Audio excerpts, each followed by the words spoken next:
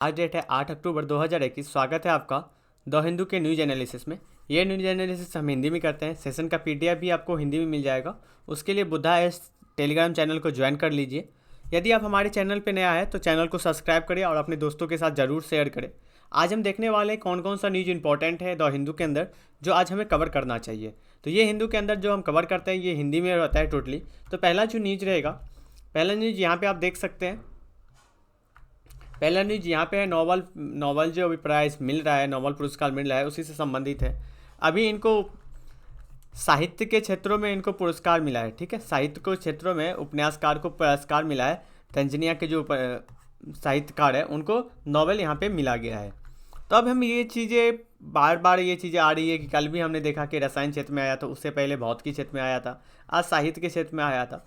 तो ये चीज़ें लिस्ट बनती जा रही है। तो क्या हमें टोटली चीज़ों को कवर करना है, टोटली चीज़ को याद करके रखना है? तो ये चीज़ें हो जाता है नहीं, इसको याद करने की इतनी ज़्यादा ज़रूरत है नहीं। अब हम थोड़ा सा देख लेते हैं ये न्यूज़ में अपडेट रहे।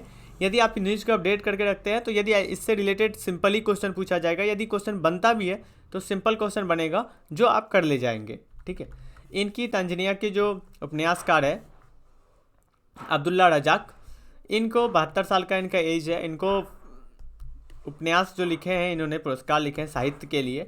इनको इसमें 2021 के लिए नोबेल पुरस्कार दिया गया है। अब ये इसलिए थोड़ा सा इम्पोर्टेंट है क्योंकि ये जो सहारा डेजर्ट होता है, मतलब उप सहारा अफ्रीकन है, इनको दूसरा लेखक है जिनको ये पुरस्कार मिला है। क्योंकि देखिए सहारा जो डेजर्ट है अफ्रीका, उसको बहुत ही हम मतलब मानते हैं कि ये विकसित नहीं है मतलब विकास नहीं कर रहा है, और विकसित देशों में से एक मानते हैं ये पूरे क्षेत्र को। उस क्षेत्र में से किसी को आना और उसको नोबेल पुरस्कार मिलना, तो ये बड़ी बात हो जाती है। बड़ी सारी चीज़ें इसमें कहानी बयां करती है इनके लिए। ठीक है, तो यही था। इसके बारे में आप थोड़ा सा पढ़ लीजिएगा, एक्चुअली निकल के यही आता है। नेक्स्ट आर्टिकल हम पढ़ने का कोशिश करते हैं। नेक्स्ट आर्टिकल जो है वो अफ़गानिस्तान से संबंधित है कि अफ़गानिस्तान में जो अभी अहिंसा हो रही है, बर्बरता से संबंधित है कि किस तरह से अफ़गानिस्तान में जब यूएसए की सेना अफ़गानिस्तान से जाने का फैसला लिया तो अफ़गानिस्तान तालिबान क्या किया, अफ़गानिस्तान के सत्ते पे काबिज हो गया। जब सत्ते पे काबिज हो गया तो इनके जो एक होते हैं ना इस्लाम वाला, जो रूढ़ी इस्लामी वाला जो चीज़ होती थी, ठीक है, ये शरिया कानून को मानते थे। ये अपने आप को बोलते हैं कि मैं इस्लाम को जो है ना, ये धर्म को लेके ये चीज़ें रूढ़िवादिता बहुत ज़्यादा इनके अंदर है। तो ये सारे चीज़ें इनके अंदर आता है। ऐसे ये नहीं है कि इस्लाम ये कहता है, इस्लाम कभी ये नहीं कहता है। ठीक है, सबकी अपनी अपनी धर्म होती है, अपनी जो धर्म है उनको मानने की आज़ादी होती है। तो वही चीज़ यहाँ पे भी दिया गया। लेकिन ये जो तालिबान है, ये तालिबान कहीं ना कहीं अल्पसंख्यकों पे भी, अल्पसंख्यक पे यहाँ पे क्या कर रहे हैं, अल्पसंख्यक जो सिख समुदाय थे, जो अल्पसंख्यक, उनके ऊपर इन्होंने क्या किया कि इनके जो सिख जो गुरुद्वारा था, गुरुद्वारा के सीसीटीवी कैमरा हटा दिए। ये सारी चीज़ें हटाने की कोशिश किया। इनके द्वारा महिलाओं पे जो अपराध किया जाता है, देखिए यहाँ पे इस्लाम ये नहीं बोलता कि आप महिला पे अपराध करिए, बच्चे पे अपराध करिए, वो कभी नहीं बोलता। लेकिन ये सारी चीज़ें इनके द्वारा किया जाता है। तो एक जो समूह है वो बोलता है कि ये सही है इनके द्वारा जो किया जा रहा है। लेकिन एक समूह जो है, इस्लाम में भी एक समूह है, वो इनको भी कहीं ना कहीं बुराई के रास्ते में बताते हैं कि ये ऐसा हमारा इस्लाम नहीं है। इन चीज़ों की बात की जा रही है। उसके बाद यह में यही है कि अल्पसंख्यकों को यहाँ पे दबाने की बात की जा रही है। तो उसको लेके यूएन में जो है उसमें एक प्रस्ताव आया था, यूएनएससी में एक प्रस्ताव आया था 2593 एक प्रस्ताव आया था, जिसके तहत कहा गया था कि यहाँ पे जो भी चीज़ें अल्पसंख्यक हो, महिला हो, इनको क्या करना चाहिए, सुरक्षा प्रदान करने की बात की जाती है। अब हम देखने की कोशिश करते हैं ये जो संकल्प है संयुक्त राष्ट्र सुरक्षा परिषद में क्या है। ये संयुक्त राष्ट्र सुरक्षा परिषद में संकल्प लाया गया, भारत भी इसका समर्थन किया गया है, भारत के द्वारा भी अपनाया गया है। इसमें ब्रिटेन, फ्रांस, यूएसए, ये सारे तीनों के साथ साथ 15 जो सदस्य देश है। देखिए यूएन में कितने सदस्य होते हैं, यूएनएससी में 15, ठीक है, जिसमें 5 अस्थाई होते हैं, 10 अस्थाई होते हैं। ठीक है, 10 क्या होते हैं, अस्थाई सदस्य होते हैं। ठीक है, 13 सदस्यों ने मत दिया। अब इसमें से 15 में से 13 ने मत दिया, तो अब सवाल उठता है 2 किसने मत नहीं दिया। तो 2 वोटिंग में भाग ही नहीं लिया, 2 वोट में भाग रूस और चीन ने इसमें भाग नहीं लिया।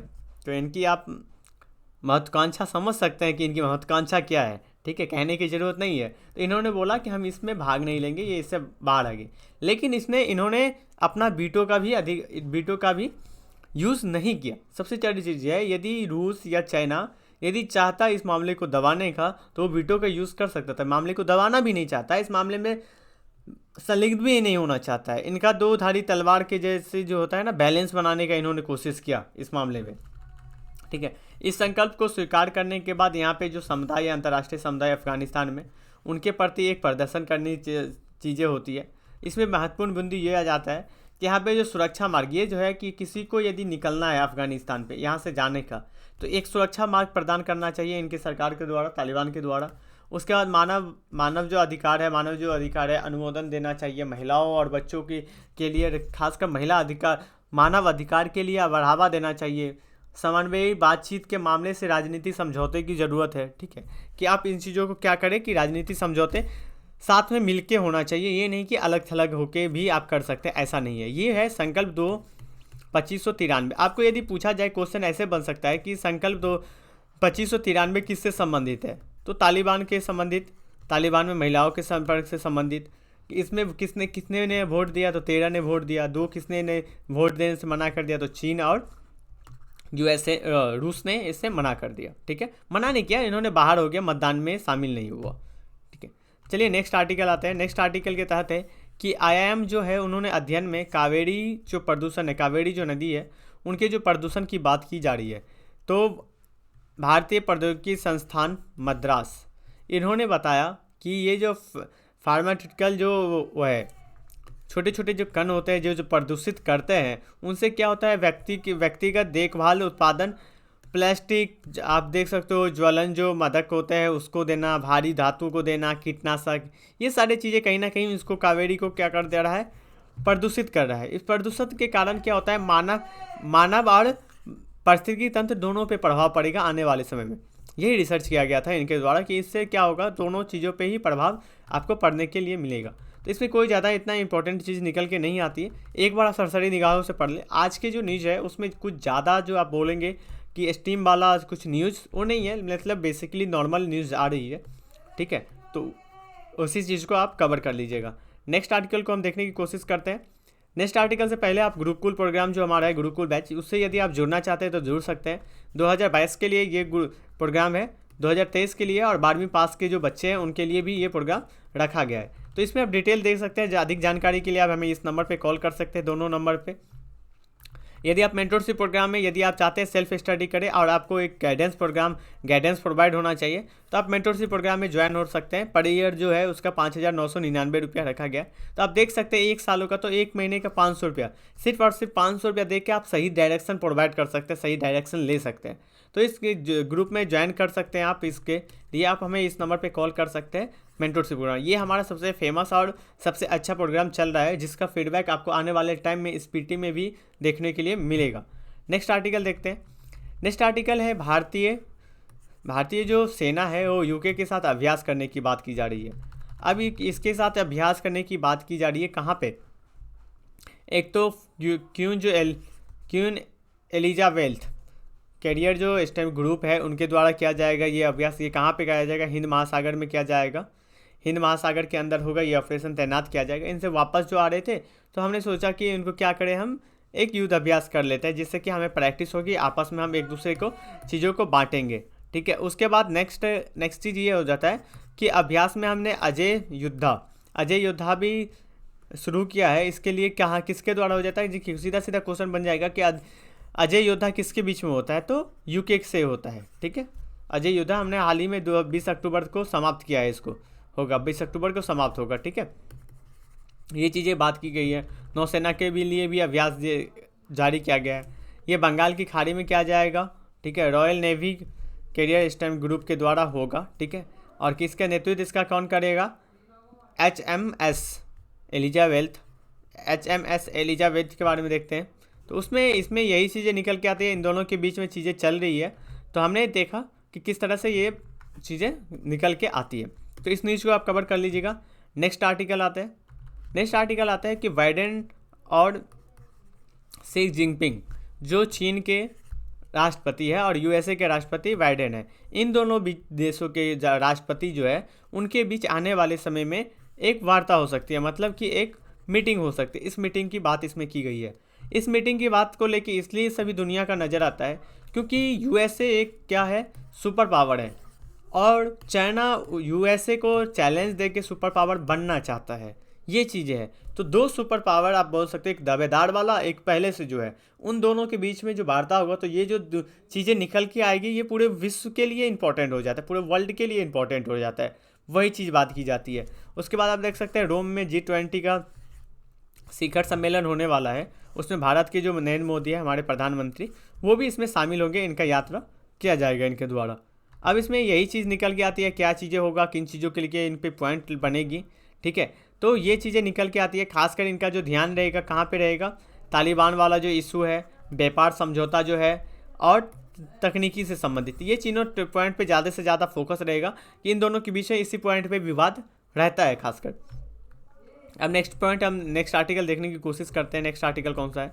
नेक्स्ट आर्टिकल जो है वो विश्व बैंक ने भारत को जो 2000 फाइनेंशियल ईयर FY जो दिया हुआ है ना, इसका मतलब समझिए फाइनेंशियल ईयर 2022 के लिए जो GDP का अनुमान लगाया गया है वो 8.3 लगाया गया है। ये इंपॉर्टेंट हो जाता है क्योंकि सकल घरेलू उत्पाद जो हमारा है किस तरह से आगे GDP बढ़ेगी। जिस तरह से आपने देखा था कि कोरोना का, कोविड का पहला लहर आया, उसके बाद हमारा GDP कवर करने की कोशिश की, फिर सेकेंड वेव आ गया, सेकेंड वेव आया तो फिर हमारा GDP नीचे चला गया।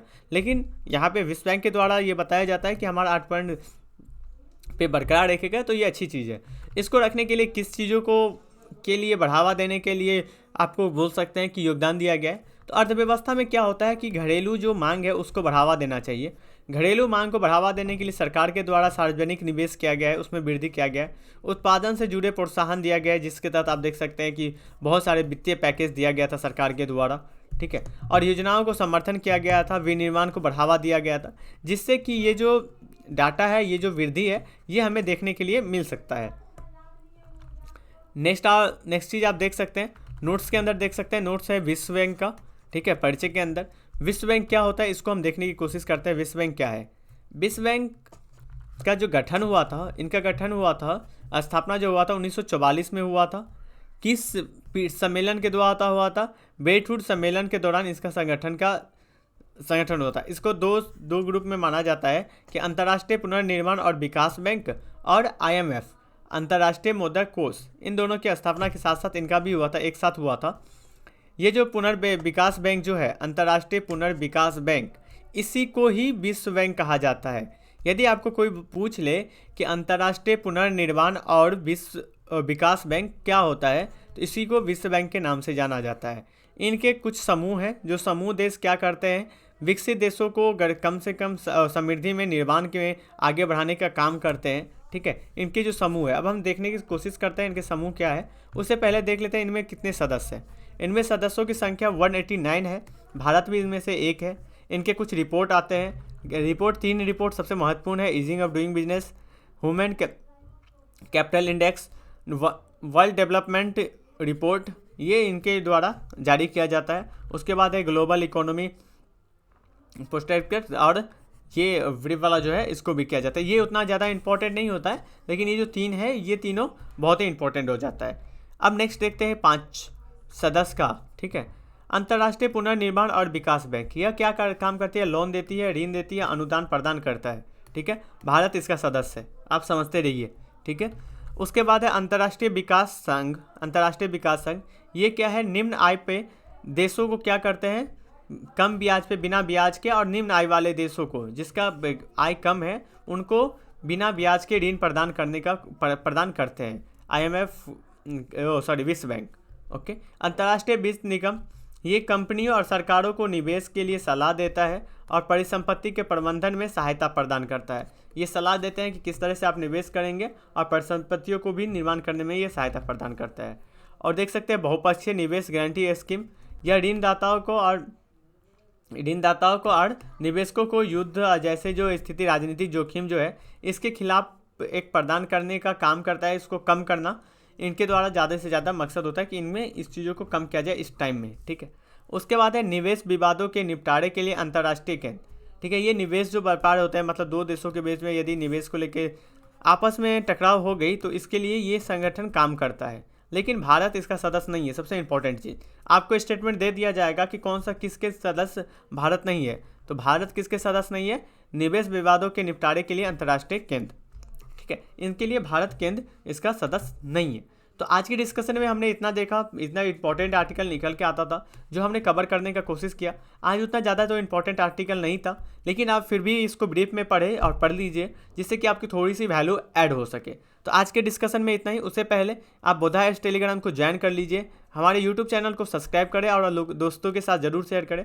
यदि आप अपने जो पढ़ाई है उसको बूस्ट करना चाहते हैं हमारे साथ, तो आप गुरुकुल बैच से आप ज्वाइन कर सकते हैं। इन तीनों बैच में से जिसमें आप एग्ज़ाम जब देना चाहते हैं, मान लीजिए 2022 में आप एग्ज़ाम देंगे, 2023 में, या आप 12वीं के पास या कॉलेज में हैं, तो आप कॉन्सेप्टर बैच ज्वाइन कर सकते हैं। ज्वाइन करने के लिए आप अधिक जानकारी के लिए हमें इस नंबर पर कॉल कर सकते हैं और डिटेल ले सकते हैं। तो आज के डिस्कशन में इतना ही। Thank you so much.